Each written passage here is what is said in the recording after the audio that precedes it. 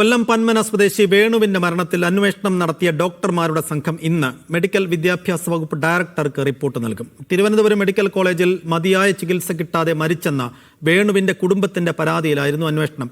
വേണുവിന്റെ ഭാര്യ സിന്ധുവിൽ നിന്നും അന്വേഷണ സംഘം വിവരമെടുക്കും.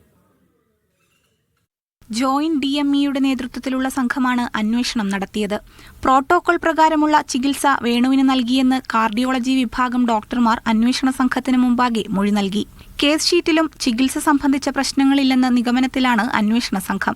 അതേസമയം വേണുവിന്റെ ശബ്ദ സന്ദേശം സംബന്ധിച്ച് കുടുംബത്തിന്റെ ഭാഗത്തുനിന്ന് കൂടുതൽ വ്യക്തത വരുത്തണമെന്ന നിർദ്ദേശം റിപ്പോർട്ടിലുണ്ട്.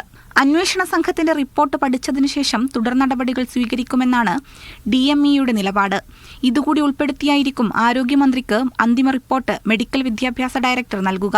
അതേസമയം ആദ്യം ഉന്നയിച്ച ആരോപണത്തിൽ ഉറച്ചു നിൽക്കുകയാണ് വേണുവിന്റെ കുടുംബം. നീതി കിട്ടണമെന്നും നിയമപരമായി മുന്നോട്ടു പോകുമെന്നും വേണുവിന്റെ ഭാര്യ സിന്ധു കഴിഞ്ഞ ദിവസം പ്രതികരിച്ചിരുന്നു. മീഡിയ 1 തിരുവനന്തപുരം.